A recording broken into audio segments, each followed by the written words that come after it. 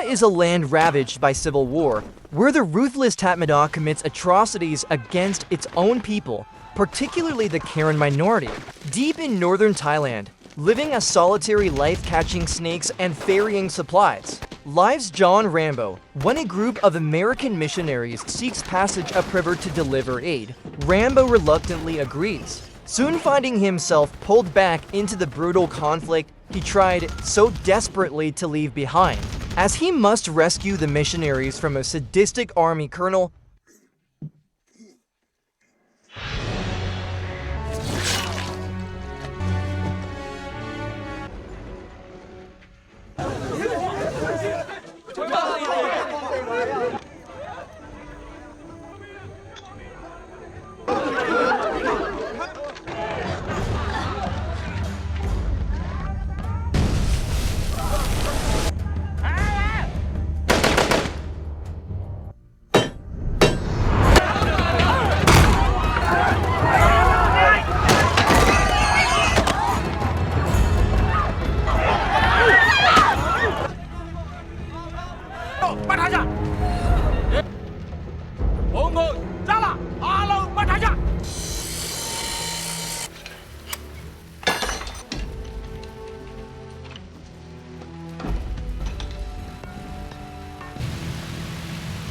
Commitment. What do you want to do? We're a group. Keep your heads down and nobody look him in the eye, look. မင်းပွင့်စမ်းကွာမင်းတို့ဒီရေချောင်းတော်ကတပ်လိုက်လို့ရတယ်ကွာမဒါနဲ့အဲ့ဒီကလူ Shut up, you bop. ဒီခေါ်ခဲမင်းတို့ပေးလိုက်မယ်ဆိုတာငါလောက်နောက်ဆုံးပဲ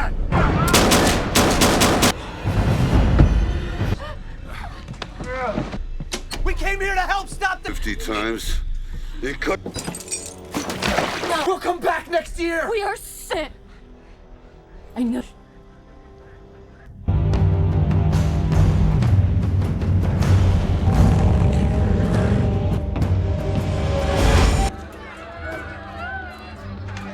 Hey.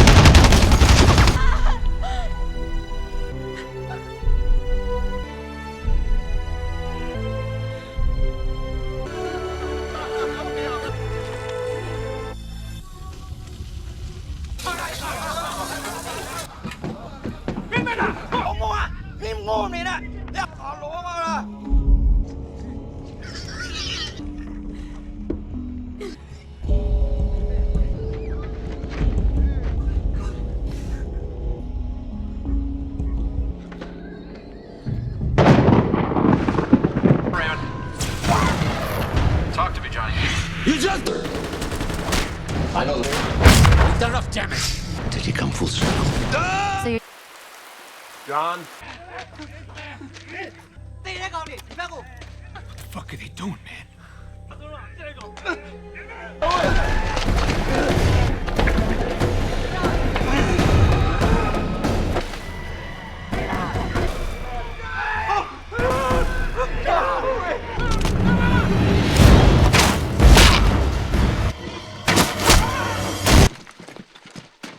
Did you learn to kill like that? One scope at the base of the tower. All set.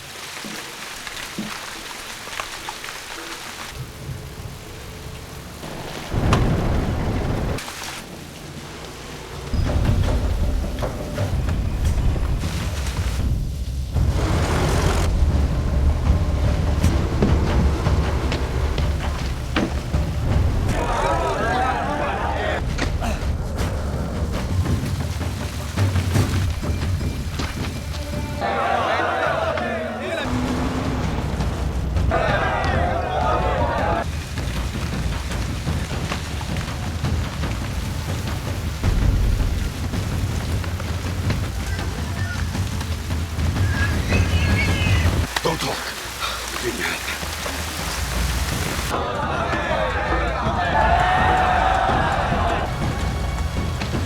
of them in the cage. Near the pigs. Get them.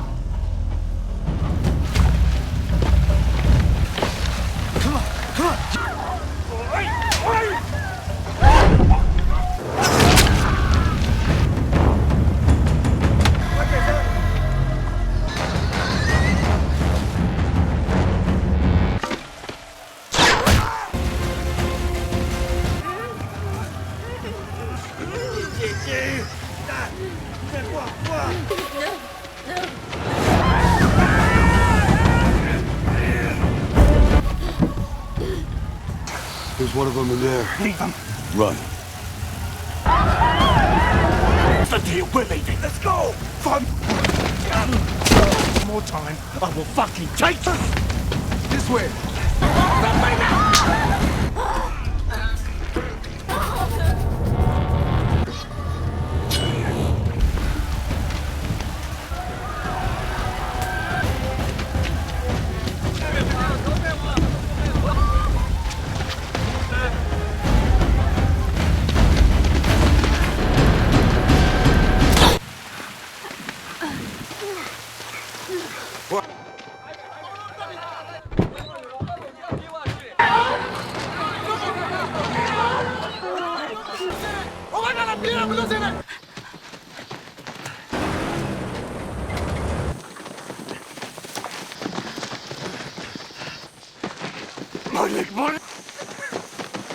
We got you. We're getting out. Son of a bitch is gone. Fuck it. Leave his boot on.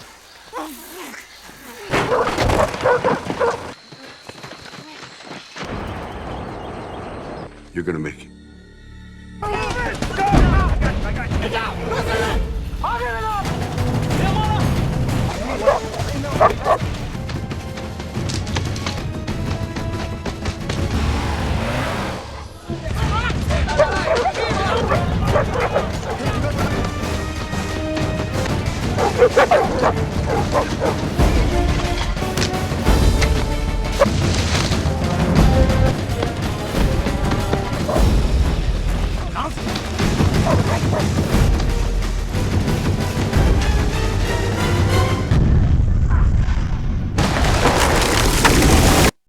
Hey guys! Today we are diving deep into a movie that doesn't just push the envelope. It practically shreds it, sets it on fire, and then machine guns the ashes. We're talking about the 2008 film simply titled Rambo, a movie so committed to its action that it practically bleeds on screen. Get ready for a truly raw and unflinching look at one of cinema's most iconic figures as he steps back into the jungle, not to find peace, but to deliver a very personal kind of justice. This is Rambo at his most primal, his most effective, and certainly his most explosive. If you had a good time with this, a like and a subscribe is a free way to help me keep making more. The story begins in a part of the world that's been forgotten by most. A place where conflict is a daily reality and suffering is a constant companion. We're in Burma, or Myanmar as it's officially known now, a nation gripped by a brutal civil war. The opening scenes are a stark,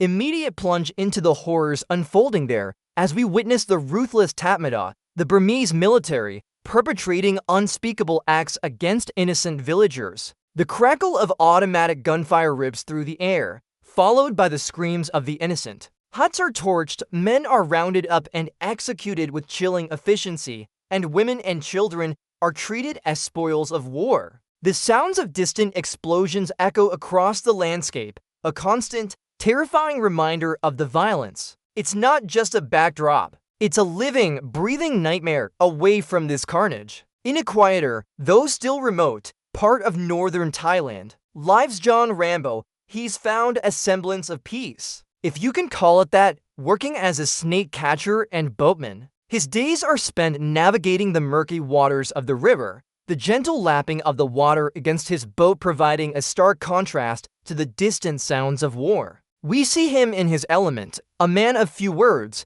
his weathered face reflecting years of unseen battles and untold suffering. He's a survivor, certainly, but also a soul haunted by his past. The rhythmic swing of his machete as he clears brush, the careful, almost tender handling of a massive python. These are the small, precise actions of a man who lives by instinct and skill. He's trying to stay invisible, to stay out of the fight, a lone wolf in a world that keeps trying to drag him back into the pack. His home is a ramshackle hut, filled with the tools of his trade and the quiet solitude he seems to crave. The air around him smells of damp earth, river water, and the faint, coppery scent of the wild. One day, a group of American missionaries arrives, bringing with them a different kind of purpose. Led by Michael Burnett and the compassionate Sarah Miller, they are a stark contrast to Rambo's stoic realism. They preach hope, faith, and the simple act of helping others, even in the most dangerous of places.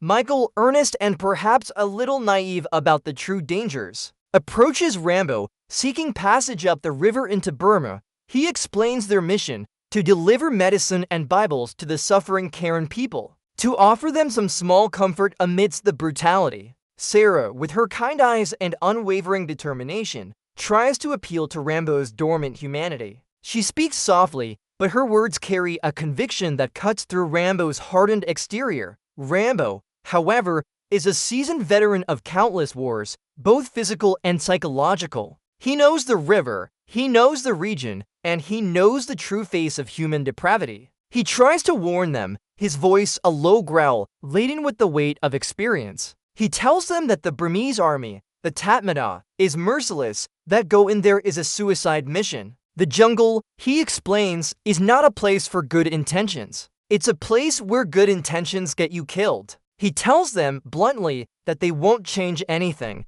that they're just going to get themselves massacred. The missionaries, however, are undeterred, driven by their faith and a strong sense of moral obligation. They believe that even a small act of kindness can make a difference. Sarah, in particular, looks at Rambo with an almost pleading gaze, trying to penetrate the wall he's built around himself. She asks him if he never gives up, if he just gives up on people. That question, delivered with such gentle earnestness, seems to strike a chord, a faint echo of the man Rambo once was. He finally, reluctantly, agrees to take them. The hum of his boat's engine as they set off signals not just a journey, but a reluctant return to a world he tried to escape. The water laps at the hull, a steady rhythm accompanying their perilous voyage. Their journey upriver is initially peaceful, the jungle canopy providing a verdant, if claustrophobic, tunnel. The sounds are of chirping insects, the calls of unseen birds, and the steady thrum of the boat. Rambo navigates with an almost eerie familiarity, his eyes constantly scanning the river banks, his senses on high alert. He knows every bend, every hidden current. The missionaries, for their part, try to maintain their optimism, chatting amongst themselves, perhaps a little too loudly for the treacherous environment they are entering. However, the false sense of security is shattered when they encounter Burmese pirates. The pirates, a motley crew of armed thugs, demand passage money and then attempt to abduct Sarah and assault the female missionary with her. The situation escalates quickly. The sudden shift in atmosphere is palpable, from tense quiet to outright menace. The pirates' guttural shouts, the metallic clink of their weapons, and the missionaries' cries of alarm fill the air. Michael, ever the idealist, tries to reason with them, but his words are futile against their brutal intent. Rambo, who had been observing the situation with a chilling calm, steps in. He doesn't hesitate, doesn't parley. The raw, guttural roar that escapes him is a shock, a sound of pure, unadulterated fury. The sequence that follows is a brutal, visceral explosion of violence. He takes them on with a speed and ferocity that is genuinely startling. The thud of a fist connecting with flesh, the wet sound of a neck snapping, the grunt of exertion from Rambo, these are the sounds of a man who has not forgotten how to fight, but rather perfected it. He uses his bare hands, his environment, and the pirates' own weapons against them. The water around the boat turns a dark crimson. It's not a heroic fight. It's a desperate, ugly struggle for survival, showcasing Rambo's chilling efficiency. He dispatches the pirates with a brutal economy of movement, a primal force unleashed. He doesn't just neutralize the threat, he eradicates it. The silence that falls afterwards is deafening, broken only by the whimpering of the shaken missionaries and the gentle sloshing of the river. Sarah, horrified but safe,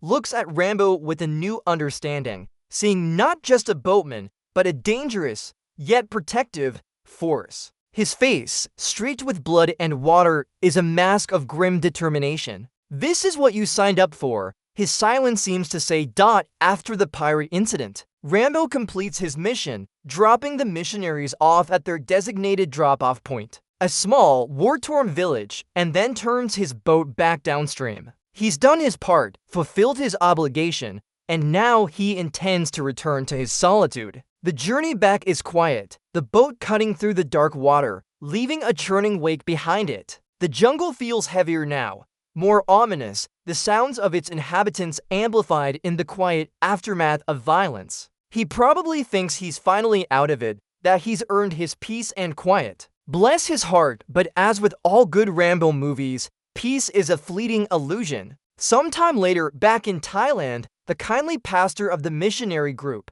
a man named Arthur Marsh, arrives at Rambo's humble dwelling. His face is etched with worry and despair. He explains that the missionaries haven't returned, that they've been missing for 3 weeks. He's tried everything, gone through all the official channels, but no one is willing to help. The Burmese government denies any knowledge, and international aid agencies are paralyzed by bureaucracy and fear. The pastor, desperate, tells Rambo that he's hired a group of mercenaries to go in and find them. He pleads with Rambo not to join the mission, but to simply ferry the mercenaries upriver, just as he did for the missionaries. Rambo, again, is deeply reluctant. He knows what going back into that jungle means. He knows the type of men who become mercenaries, often as brutal as the people they're fighting against. He argues that the missionaries were foolish to go in the first place, that they went looking for trouble and found it. He tells the pastor that they're already dead, that going in will just mean more death. But the pastor, with quiet dignity, reminds Rambo of his own words to Sarah about never giving up. That little seed of humanity that Sarah had planted seems to sprout again. After a moment of heavy silence, Rambo's resolve cracks, just a little. He agrees, the decision is made, a quiet acceptance of the inevitable. The engine of his boat will once again be pointed upstream, into the heart of darkness. The mercenaries arrive, a motley crew of hardened professionals, each with their own skill set and, inevitably, their own motivations. There's Lewis, the leader, a former SAS operative, all business and strategy. Reese, the sniper, silent and deadly. Diaz, the ex-convict turned heavy gunner, volatile and unpredictable. And Ju, the quiet tracker and close-quarters combat specialist. And finally, Schoolboy, the youngest and most eager to prove himself. They are a stark contrast to Rambo. They're loud, brash, and boastful, constantly talking about their fees, their skills, and the easy money they're about to make. Diaz, in particular, is an obnoxious piece of work, always running his mouth, challenging Rambo, and generally being a pain. Rambo observes them silently, his eyes taking in every detail, judging their capabilities, their weaknesses. He knows, with a quiet certainty, that these men, despite their bravado, are woefully unprepared for the true nature of the fight they are about to enter. He sees through their posturing to the reality of their limitations. His silence is a powerful counterpoint to their incessant chatter. It's like watching a group of kids playing dress-up next to a seasoned warrior who's seen it all. As Rambo ferries the mercenaries upriver. The journey itself becomes a subtle battle of wills and philosophies. The mercenaries are impatient, eager to get to the action, constantly questioning Rambo's pace and methods. They're used to direct confrontation, to open warfare. Rambo, however, moves with the predator's stealth, his boat gliding almost silently through the water, his senses tuned to the jungle's whispers. He's not looking for a fight. He's looking to understand the terrain, to anticipate the enemy, to move unseen. The air grows heavier with humidity and tension, the sounds of the jungle more intense. The mercenaries complain about the heat, the bugs, the slow progress, but Rambo ignores them, his gaze fixed on the unfolding landscape. He watches the shifting currents, the swaying branches, the distant smoke plumes. He knows what these signs mean. Their first real encounter with the horror of the region comes when they arrive at a small, remote village. What they find is not just devastation, but a scene of unimaginable brutality. The village has been massacred. The air hangs thick with the stench of death and burning wood. The silence, after the constant hum of the jungle, is chilling, punctuated only by the distant call of a bird or the soft rustle of leaves. The sounds are of the wind whistling through the destroyed huts, the crunch of debris underfoot. Bodies are strewn everywhere, executed in various gruesome ways, a stark testament to the Tatmada's cruelty. Women and children are among the dead, their innocent faces frozen in terror. The mercenaries, for all their bravado, are visibly shaken. Even Luis, the hardened leader, is momentarily stunned into silence. Diaz, usually so full of bluster, is quiet for once, his face pale. This isn't the clean, tactical warfare they're used to. This is pure, unadulterated evil. It's a moment that rips away any illusions they might have had about the nature of their mission, a stark reminder that they're not just chasing a paycheck, but confronting genuine inhumanity. Rambo, however, shows little outward emotion. He's seen it all before, 1,000 times over. His face is grim, his eyes burning with a familiar, cold fury. He moves through the carnage with a somber determination, picking up clues, assessing the situation. They find a survivor amidst the horror, a young boy barely clinging to life. His silent suffering speaks volumes, painting a vivid picture of the terror he endured. Rambo, with a rare gesture of tenderness, cradles the boy, administering what little comfort he can offer. It's a brief, poignant moment of humanity amidst the savagery, a glimpse of the compassion that still flickers within Rambo. This scene serves to solidify the stakes, to give a face to the victims. The missionaries, they now realize, are almost certainly facing a similar fate if they are still alive, following the trail of destruction. Rambo and the mercenaries track the Tatmadaw soldiers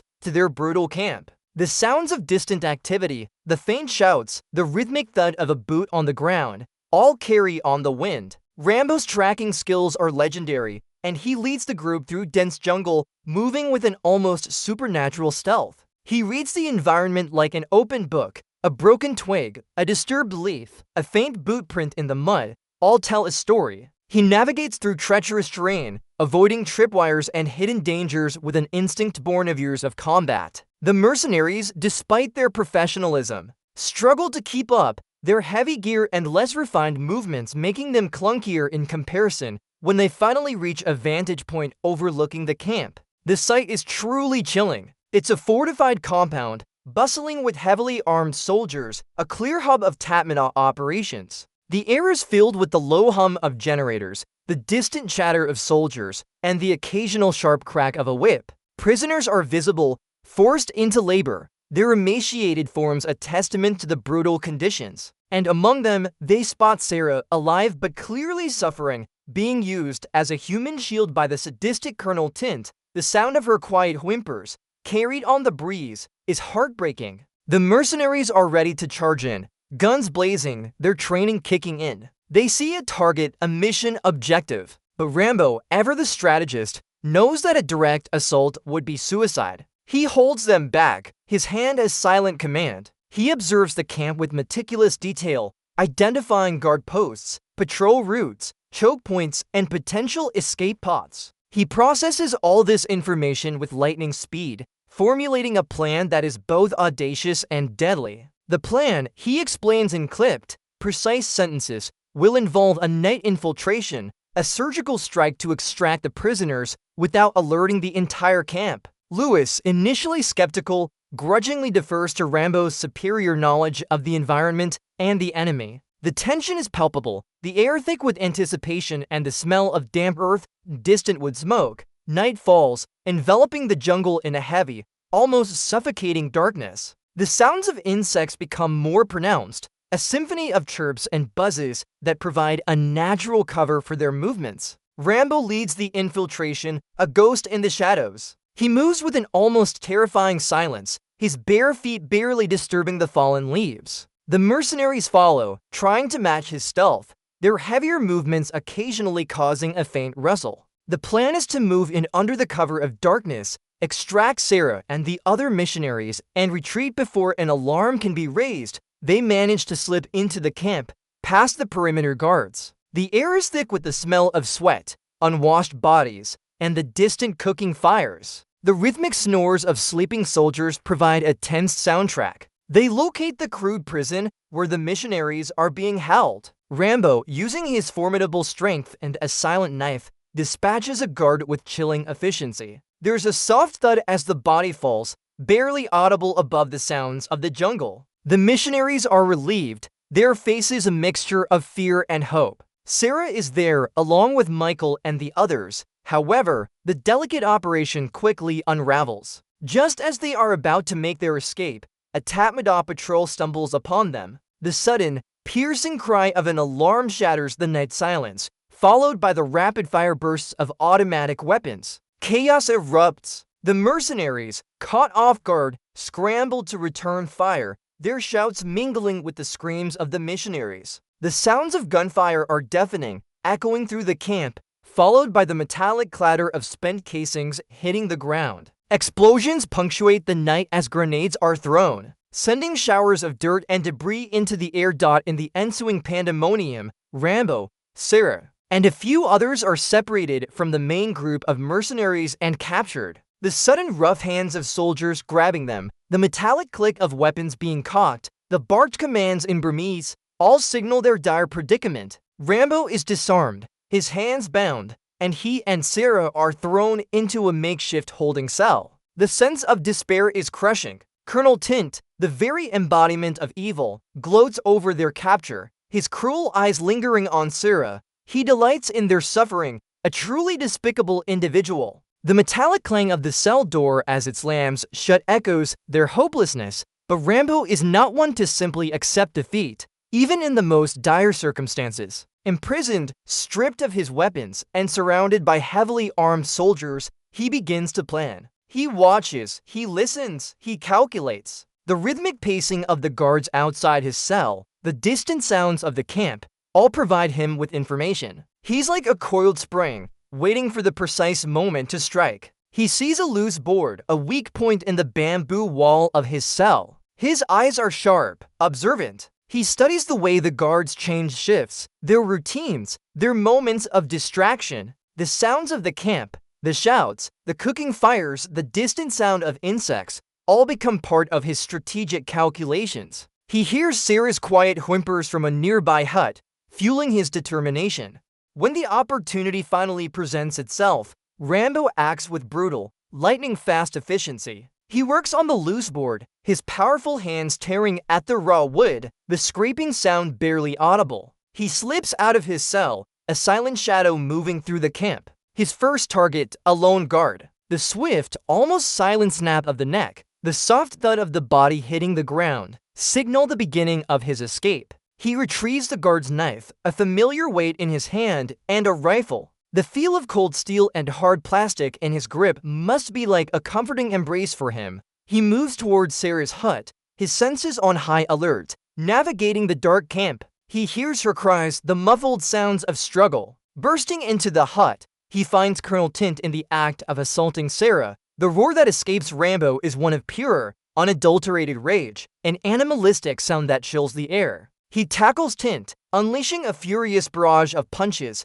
each one delivered with bone-crushing force. The crack of a punch, the grunt of pain, the muffled thud of bodies hitting the ground. It's a visceral, no-holds-barred fight for Sarah's life. Tint, despite his cruelty, is no match for Rambo's unleashed fury. He's tossed aside like a rag doll. Rambo ensures Sarah's immediate safety, telling her to run, to find cover. With Sarah momentarily out of immediate danger, Rambo's focus shifts to retrieving a heavier weapon. He spots a mounted machine gun, a .50 caliber Browning M2, sitting exposed on a jeep. The metallic gleam of the weapon catches his eye. He knows that to escape and to protect the others, he'll need to turn the tide, and that gun is his ticket. He sprints towards it, dodging incoming fire, the bullets whizzing past him with an angry buzz. The ground around him erupts in geysers of dirt as enemy fire impacts. He reaches the machine gun, a beast of a weapon, and with surprising speed and strength,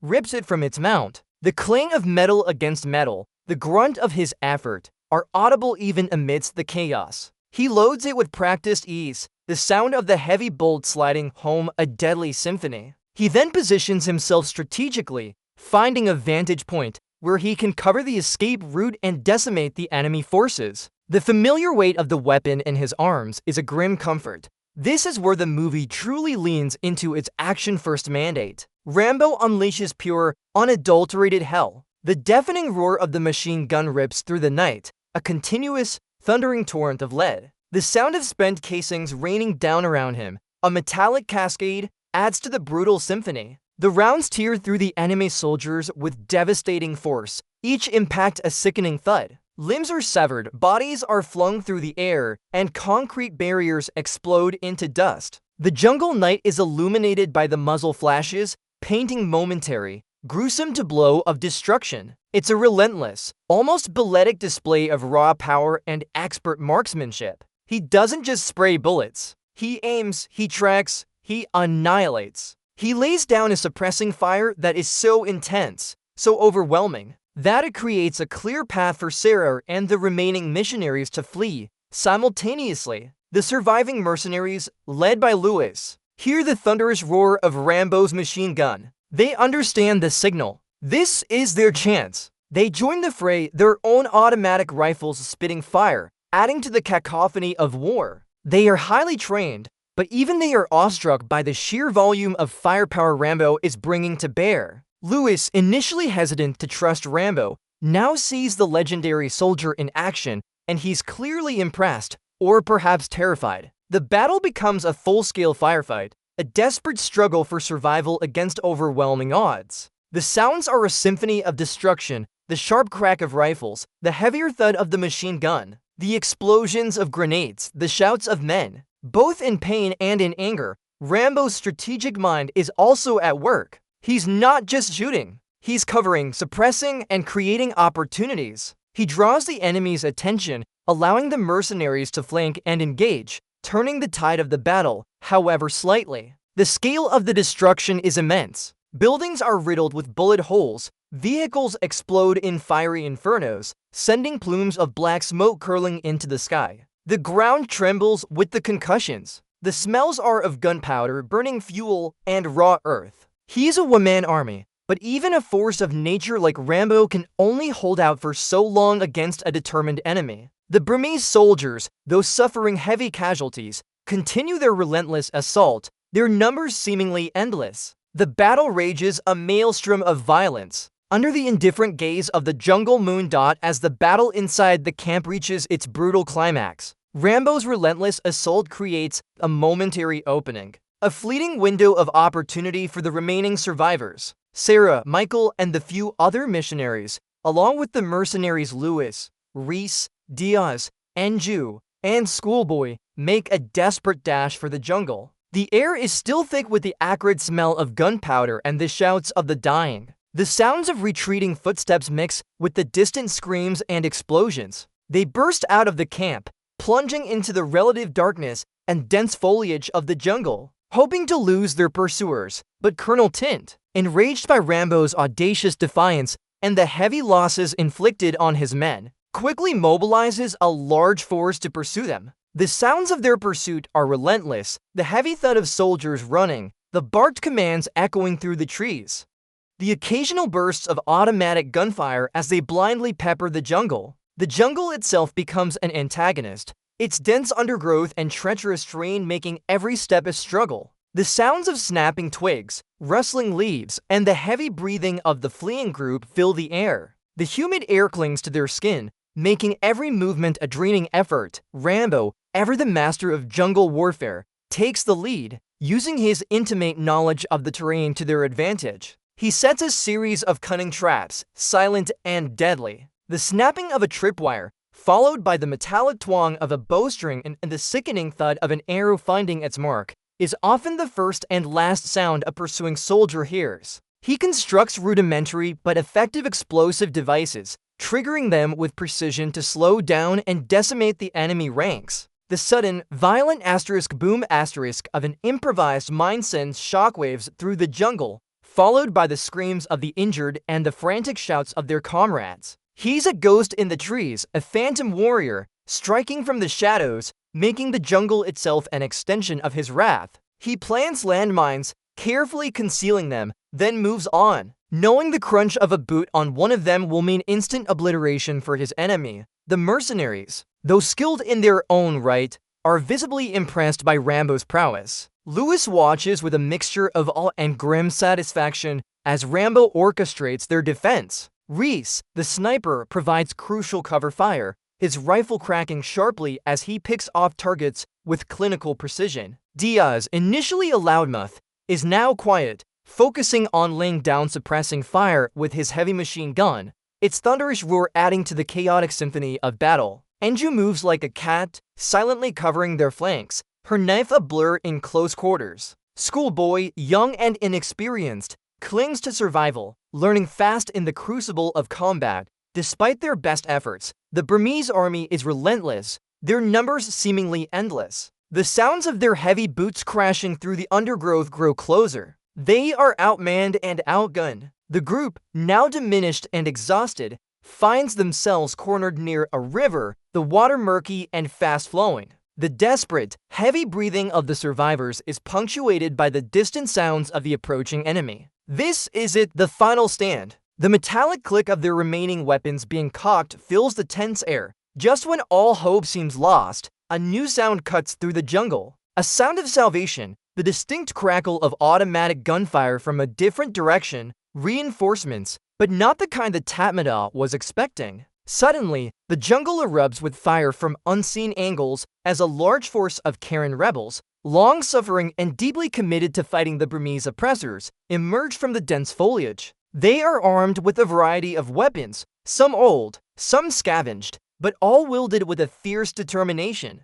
Their war cries, guttural and defiant, echo through the trees, a rallying sound of freedom fighters. The battle instantly intensifies, transforming into a chaotic, multi-sided melee. The soundscape is now a swirling maelstrom of gunfire, explosions, shouts, and the metallic clang of blades. Rambo, seeing his opportunity, doesn't hesitate. He seizes a heavy machine gun from a fallen Tatmadaw vehicle, a massive .50 caliber. With a roar that seems to shake the very jungle, he unleashes another devastating torrent of fire. The ground beneath him vibrates with the recoil as thousands of rounds tear through the enemy lines. The sheer kinetic energy of the bullets sends bodies flying, pulverizes cover, and turns the jungle into a meat grinder. The sounds are horrifyingly visceral, the ripping of flesh, the shattering of bone, the wet thud of impacts. He is no longer just defending. He is obliterating. He mows down wave after wave of enemy soldiers,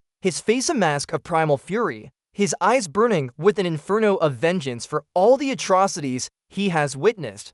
The mercenaries, invigorated by the arrival of the Karen rebels and Rambo's sheer destructive power, fight with renewed vigor. Lewis commands his team, directing their fire, while Reese picks off targets with his sniper rifle. Diaz, with his heavy machine gun, creates a wall of lead, suppressing enemy advances. Anju moves like a deadly shadow, engaging in close-quarters combat, her knife flashing. Schoolboy, wide-eyed but determined, fights alongside them, a baptism of fire. The Karen rebels, fighting for their homes and their very existence, are fearless. Their intimate knowledge of the jungle giving them an advantage over the bewildered Tatmadaw.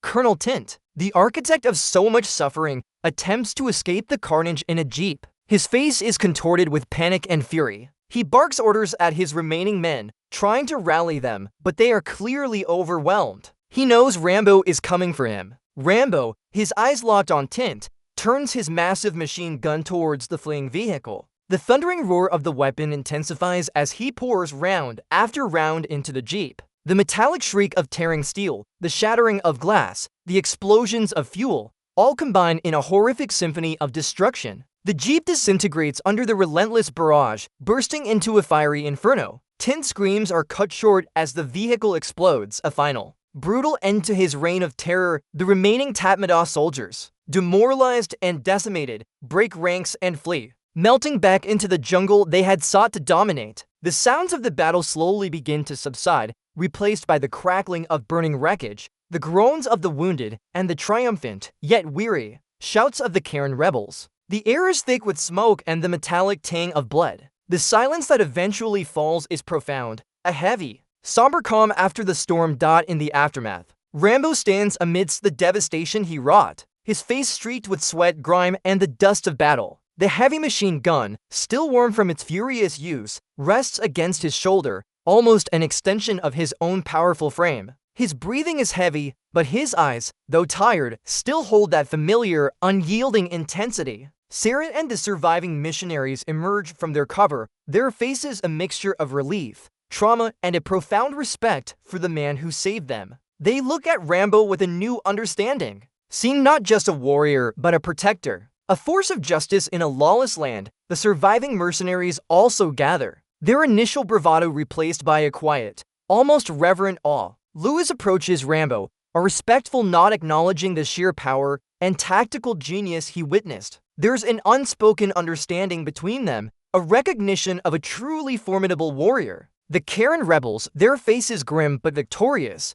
gather their wounded and tend to their dead. They see Rambo as a liberator, a legend come to life. The immediate danger has passed, but the scars of the conflict will remain. The sounds of the jungle begin to return, slowly reclaiming the battlefield, but they are now punctuated by the cries of the wounded and the quiet murmurs of grief. For Rambo, the battle is over, but the war within him continues. He has once again been forced to confront the darkest aspects of humanity and to unleash his own capacity for violence to protect the innocent. He has seen the horrors up close, felt the adrenaline of combat, and delivered his brutal form of justice. But this time, something is different. The seeds of hope, planted by Sarah's unwavering faith, seem to have taken root, however faintly. He has not just killed, he has protected. He has not just fought, he has defended. The sounds of the river flowing nearby, the rustle of the leaves, these are no longer just sounds of solitude, but perhaps,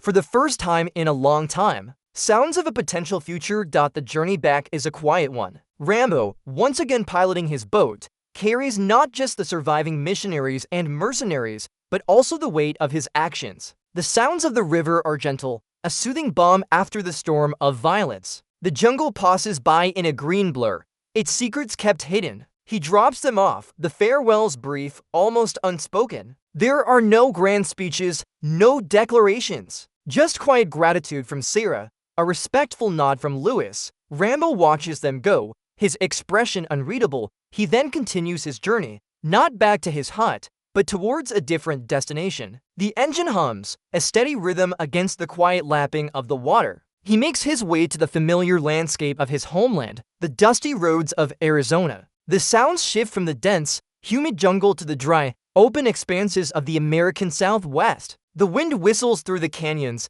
a different kind of solitude. He walks down a long, dirt road, a solitary figure against the vast horizon, towards a distant mailbox bearing the name R. Rambo. It's a simple, powerful image, suggesting a return to roots, a journey towards a peace he has long deserved, a fragile hope for a quiet life, a potential healing from the wounds of war. The silence of the desert seems to embrace him, offering a different kind of quiet from the one he has known. This visceral journey through Rambo 2008 is more than just an action movie. It's a profound, if brutal, exploration of what it means to be a weapon and whether such a person can ever find true peace. The film's relentless pace and unflinching depiction of conflict force us to confront uncomfortable truths about humanity's capacity for both cruelty and courage. Rambo's journey reminds us that even in the darkest corners of the world, where suffering seems endless, the smallest acts of conviction can ignite a spark, and the deepest-seated resolve can emerge to protect what is good. It's a testament to the enduring human spirit, for better or worse, always striving for survival, always seeking a purpose, and sometimes, always finding the strength to fight for others. This film is a raw, unapologetic punch to the gut. A truly unique entry in the Rambo saga